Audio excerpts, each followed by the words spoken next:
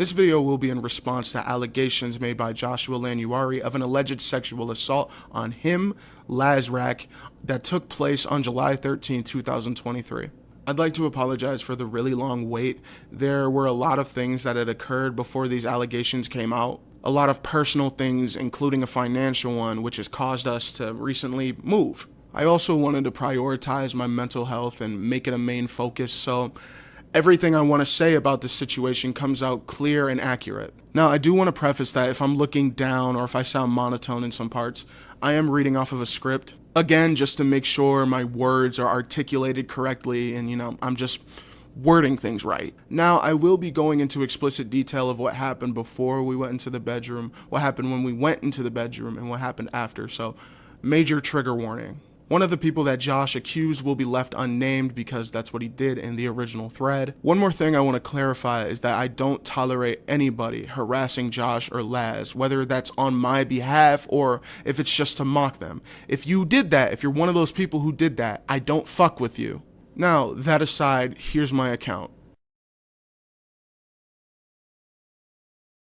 Now, before I start, I do want to make it known that Josh, Laz, unnamed, and I did not have intercourse. On July 11th, I flew out from my hometown to Texas to participate in a group trip that some friends and I had been planning for months. Everybody involved is as follows: Lanuarii, LazRacc, Grant, Naku, Welch, Mr. Wayne, me, and the unnamed person.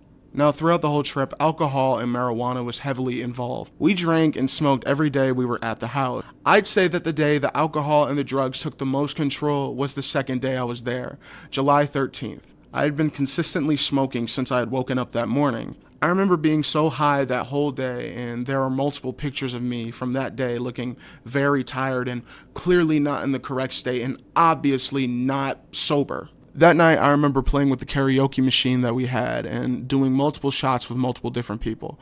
I remember having about 8 or 9, and I continued hitting the THC pen constantly, so I was very crossed, and at some point, I had sat down onto the couch and watched some TV. I remember wondering where everybody had gone because it was just me and the unnamed person on the couch, so him and I went into the bedroom next to the kitchen. That's where we found Grant, Josh, and Laz sitting on the bed. I remember us having a conversation for a while when Josh asked Laz if they could make out. They said sure, and so they did. That prompted Grant to leave the room, and I and unnamed stayed. Josh had stopped kissing Laz at some point and asked me if I wanted to join in. I said yes, and so we did. I remember he had gotten on top of me and we made out for a while. I remember we had fallen off the bed at some point because I got a small bruise on my back soon after. I also remember that he was criticizing the way I was kissing him while we still were, like things like I was using too much tongue or I used my teeth sometimes. He was also biting my neck a few times. I didn't tell him he could do that, but I didn't stop him. And at one point we stopped and he grabbed my crotch and asked me if he could give me oral. Now, I remember that a lot because he would make multiple jokes about the first time I received oral from a girl when I was 14, claiming that he could do better than that girl did. And this was nowhere near the first time Josh had mentioned this experience. Now, after some time, he had moved off of me and got onto the unnamed person. Again, kissing him and criticizing the way that he was doing it. They did it for a while, and eventually, they stopped. And Josh got onto the bed and said to me and unnamed, "You guys are the virgins of the group. We're gonna change that tonight." I remember not knowing how to feel about what he had just said or everything that had happened before. I wasn't necessarily uncomfortable, but I was very confused on what to do at that point. But despite that, I stayed in the room and I just went with the flow.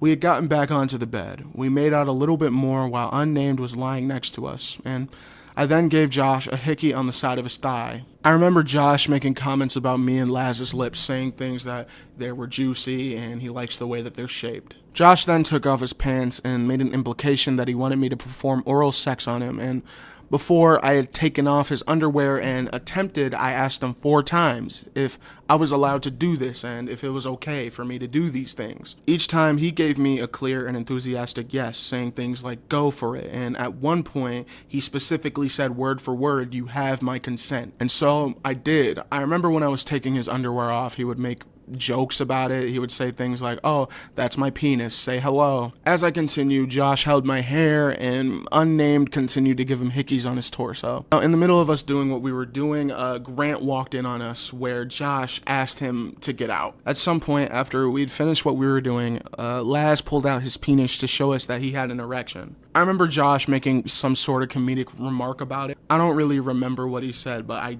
do remember everybody laughing after he said what he said. I eventually moved off of Josh and moved on to the unnamed person, where I kissed him a little bit and he also bit on my neck. I remember not enjoying it very much because he would use his teeth a lot. At some point, I had taken off my pants and gotten completely into my underwear. I still had my shirt on, but I had no pants on.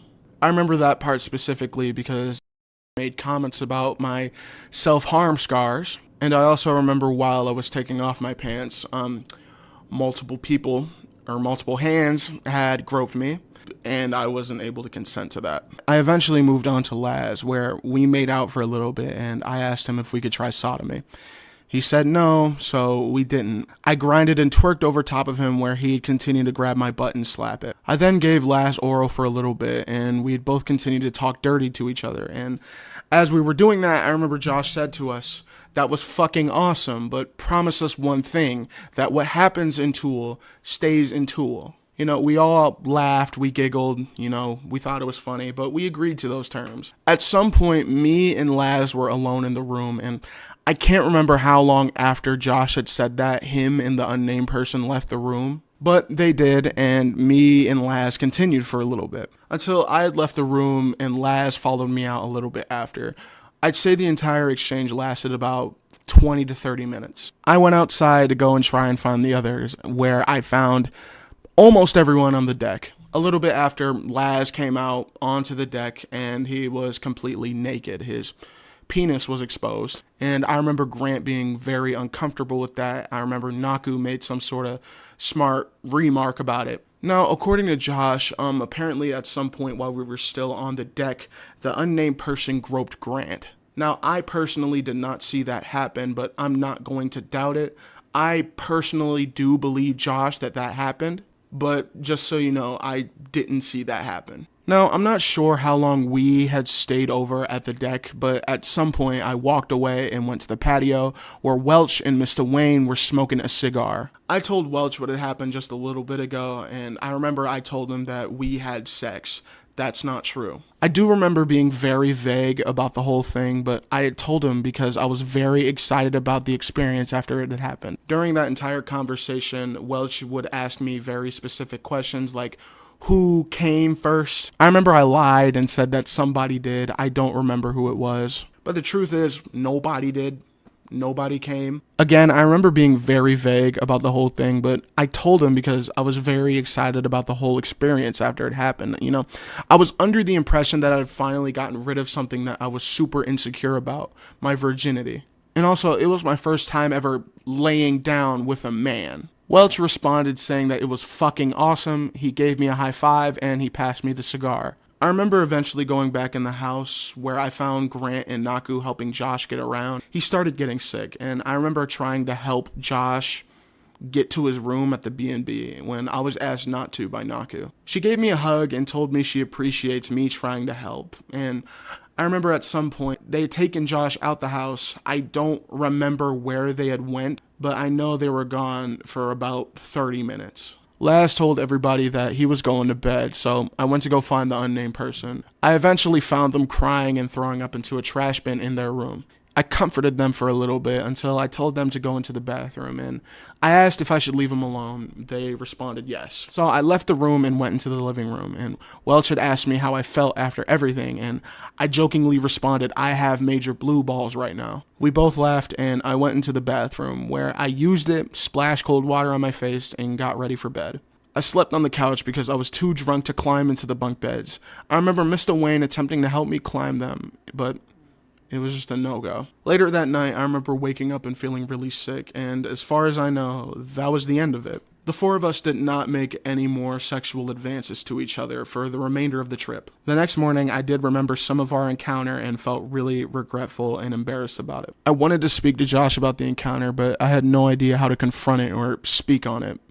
And because I would have to confront one of my closest friends for groping me, I just remember feeling complete discomfort for the rest of the trip, just around everybody in general. I had never planned on doing any of those things to anybody. I had never planned on doing any of those things to Josh, Laz, or the unnamed person. I never felt any romantic or sexual feelings towards these people. I did not plan on having sex with Josh or Laz or the unnamed person, nor did I want to lose my virginity to them like Naku's tweet suggests I did. Honestly, sex is something I've never really been into, despite being given the opportunity to perform in it multiple times. This was something I never discussed with the rest of the group because I didn't feel obligated to, nor did I feel comfortable with it. But given my state of mind and it being obvious that I was not sober, I just went with the flow. Things were just simply leading to one another, and I had also kept in mind to the months leading up to this trip, Josh would repeatedly say that he was going to have me, unnamed, and multiple others who were planned to be on this trip lose our virginity while we were there. He would make jokes about, getting strippers or jokes about us having a big orgy. He would also make very uncomfortable jokes and gestures about me and a female friend of mine in VC, about the two of us having sex or getting together because of how close we were, even if I had made it clear that I didn't find it funny or if I was uncomfortable. Now, where I'm going with this, while Josh and I were still friends, he would talk about the topic of sex a lot, especially when it comes to me performing it or how much sex I have, even to the point where he and other people in his circle would make fun of me for not having sex and even making my virginity a topic of conversation during VCs, which is also a major reason as to why I lied to Welch and told him that we had sex, as a way to make these people stop picking on me. So with all of that in mind and my very vulnerable and impressionable state of mind at the time, in that room, I had a feeling that this is where things was going to go. And that's my account of that night. A day after I'd finally gotten home, Josh asked if we could speak. He then added me into a group chat with him, Laz, and the unnamed person. Josh told us that he was told about the encounter that happened on the 13th. He told us that all four of us apparently had sex and that it started out as just Josh and Laz kissing, which he says they both consented to, but everything that me and the unnamed person did was non-consensual because he claimed to not remember anything that had happened pretty much directly after Laz and him stopped kissing. So that meant us kissing, us giving each other hickeys, and everything that had happened in the bed was non-consensual, despite me asking for consent 4 times. Now, he supports the claim that he wasn't himself by saying that him aggressively telling Grant to leave the room when he had walked in on us wasn't something he would do. Now, Josh asked me and the unnamed person to give a detailed account of what happened that night so that he can get a basic understanding of what happened. I remember telling the story twice because I felt that I had worded things in a weird manner, and the second time I told the story, I wanted to tell Josh that he had groped me, but I didn't because I believed that he was already under a lot of stress, and at the time, I couldn't really remember everything that had happened. And honestly, I didn't know how to label our encounter. To try and help Josh and Laz figure out what had happened, I told the group chat everything I could remember at the time, except the part where Josh had groped me and when people were grabbing my ass when I couldn't give consent. I also apologized to the both of them for what happened because I was genuinely freaked out that I could have possibly hurt 2 friends. And at the time, I still deeply cared about everyone there, and I asked if everybody else was okay, and Josh said yes. Laz decided that he didn't want to interact with me again, and Josh said he wanted to take some time to figure out what he wants to do, but agrees that we should stop talking for a while. I accepted those terms. A few days later, I text Josh and Laz apologizing once again for an assault and how I'm practicing sobriety in order to make sure nothing like this happens again. Later, while I was working, Josh responds with the following. I appreciate you recognizing the seriousness of your actions, but the way they've affected people, and especially me, is something I don't think I'm going to recover from for a very long time. I'm glad you're taking this step to change and get help in your habits. But unfortunately, I think the option I'm most comfortable with is completely dropping you. This involves the label, all releases, and from the friend group. After everything, I'm not comfortable with you earning from me or knowing anyone around me. And for you to actually suffer from those consequences means I have to tell people what you did. Out of my respect for your response today, I'm letting you know ahead of time. I tell him I understand and I go back to work. Later that night, Josh puts out a statement speaking on his and LazRacc's behalf. In response, I put out 2 admittedly badly written responses in the span of 24 hours. The first one where I explain in detail what we had done in bed, but left out many details of what happened. Later on, I'd get a phone call from Naku saying that I shouldn't tell this story with so much detail for their safety, and that the statement that I put out should be taken down because she doesn't want Josh and Laz to be seen as whores and sluts, because we had done a lot that night. She had also told me that she believed I was handling everything decently, but I should take down my response and rewrite it so that certain details are kept out. I explained that I was simply trying to set the record straight and move forward, and she then tells me she hopes I can improve and she wishes me the best, and that if I need help with this, just to call her. That was the end of the call, and she didn't give me any advice at all throughout that call like she said she did on Twitter. The only thing she told me to do was to keep details hidden. Still under the impression that I was the only one in the wrong, I made one last thread about it on Twitter, and I stayed quiet about the whole thing publicly. On July 25th, while I was at work, my manager told me about a possible scammer that called our phone using my full name, claiming they were a police officer looking for a 21-year-old 6'4" black male, as I was under investigation for sexual harassment. I was only told what state the call came from. At the time, I had came to 2 conclusions. Number 1, one of the people staying in the house at the time called my job impersonating a police officer, attempting to get me in trouble, get me fired for this investigation, and in result, I would not be able to find another job. Number 2, a Texas police officer did call my job looking for me. However, they had got my age incorrect.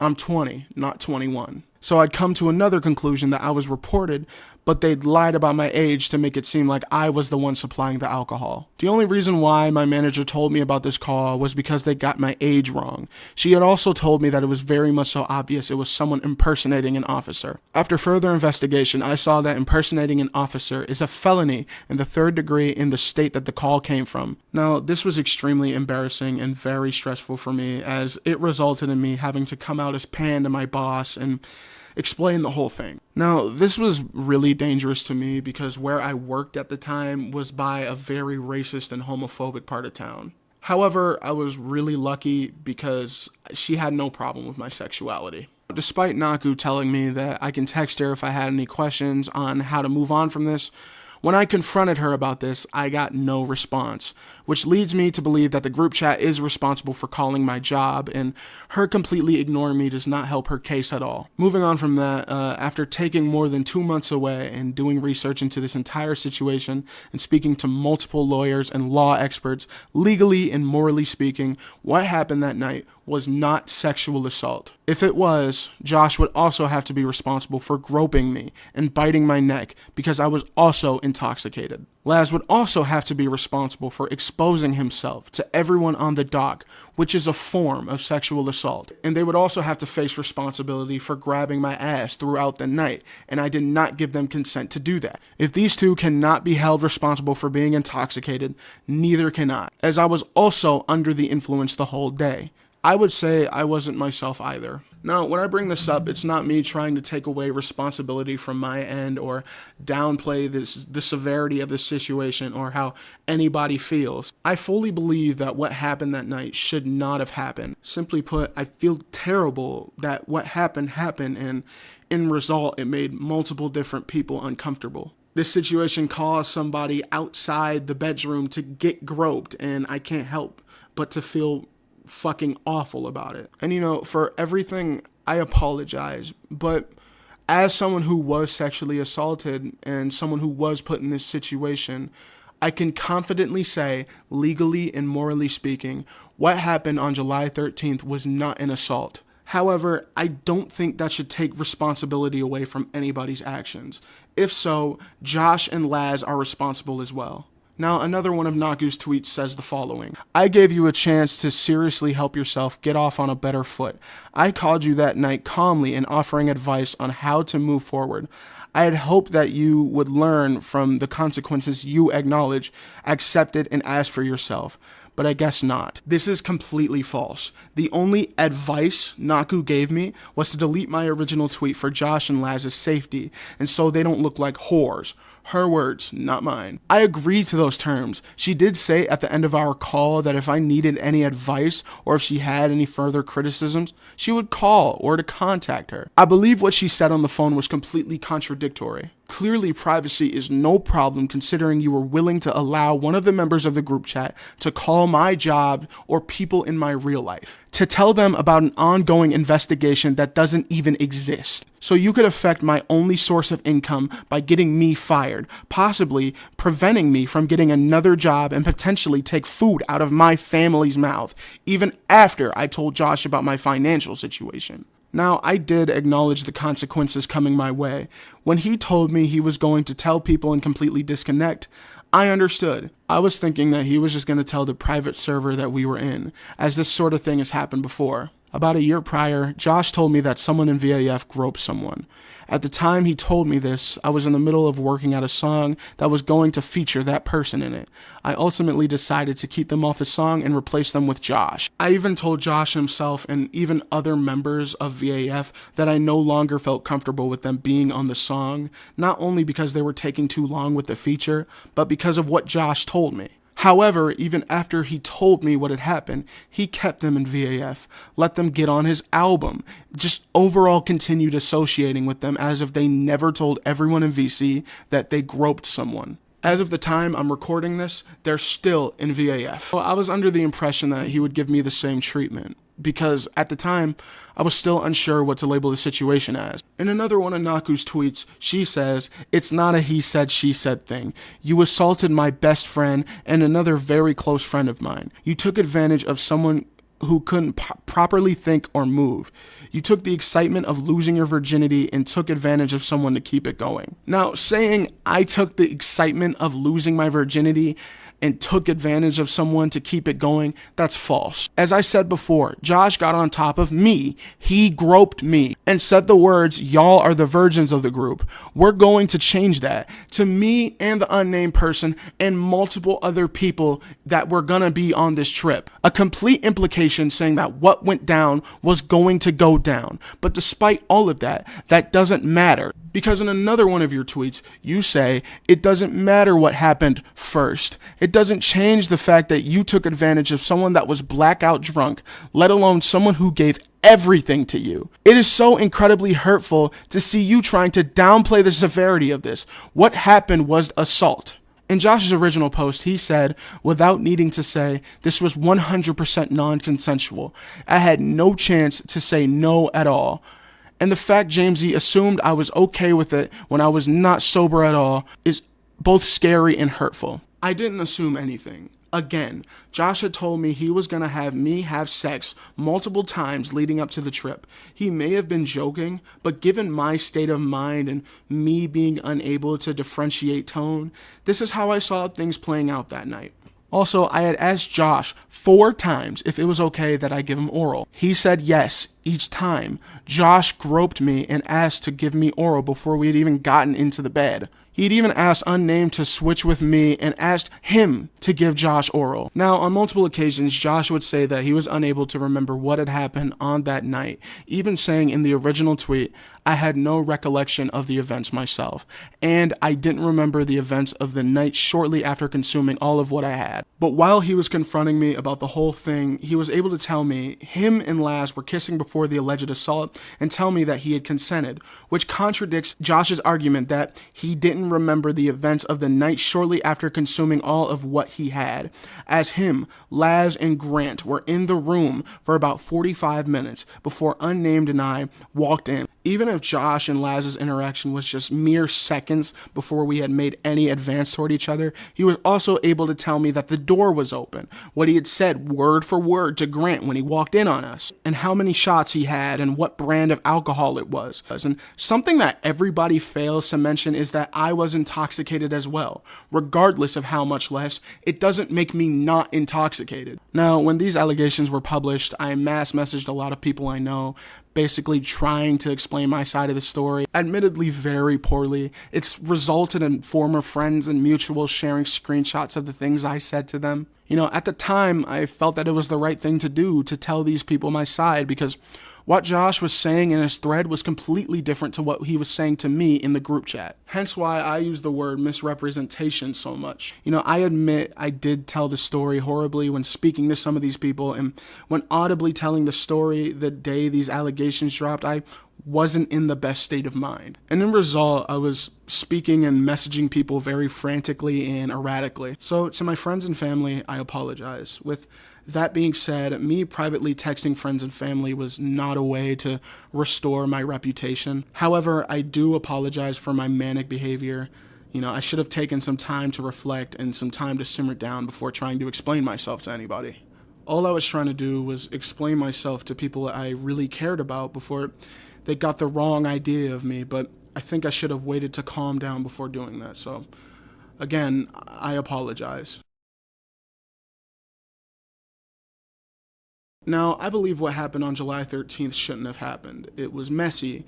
Nobody was in the correct state of mind, and nobody was sober. Although, technically speaking, nobody had sex. I shouldn't have told Welch about the events that had just occurred.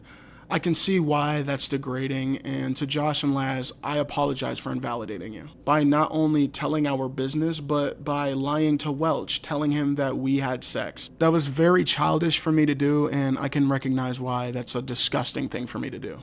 I also apologize to Josh, Laz, and the unnamed person for not going to them sooner as planned. I would like to apologize to Josh, Laz, and everyone else in the house if I made them feel uncomfortable after the events of July 13th. That is never my intention, and I never want to hurt anybody. I apologize to Josh and Laz for not understanding what this situation is and mislabeling it, and in result, I made two good friends very uncomfortable. I apologize to Josh, Laz, Naku, and the unnamed person for exposing information like this. I never wanted things to turn out the way they did, but I cannot allow misconceptions and blatant lies on my name to be spread like this. However, I am extremely disgusted that you'd have someone from the group chat call my job and attempt to get me fired by accusing me of a crime I did not commit. This could have ended up on my personal record, and at that time, I had to work. I needed that job. I wanted to keep my job, and I'd like to continue to be able to hold one. And you trying to eliminate my only source of income, even after I told you about my family's financial situation, is extremely fucking disgusting of you, and I expect better. I already have to deal with systemic racism when it comes to getting a job, to the point where I get looked up and down by employers, almost as if they think I'm some sort of thug. And to attach allegations saying that I committed one of the worst things you can do to another human, it doesn't help me or my family's case. Moving forward, I will be practicing sobriety from alcohol.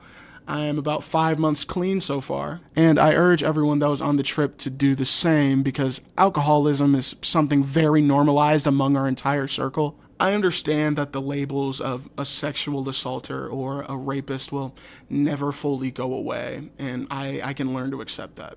And in result, a lot of people that I deeply cared about, a lot of people I looked up to, no longer want to associate with me. Now, this has not only affected my reputation online, but in real life and in my dating life. But I'm not going to pretend that I don't understand why these things are happening. And I'm not going to hold these people for wanting nothing to do with me. I don't blame them, honestly. As I've made that exact same decision in my life where I had to dissociate with someone who committed these atrocities. And I honestly do believe that Josh, Laz, and everybody that went on the trip with us, I do believe they're good people. I'm not going to make some sort of insinuation after Josh groped me. I'm not going to make some sort of insinuation that this is his habit or this is something he regularly does, because it most likely isn't. I don't know the dude that well. Now, I'm going to be taking an indefinite hiatus from creating content, releasing music, and etc. For, as of right now, I want to focus on my real life, and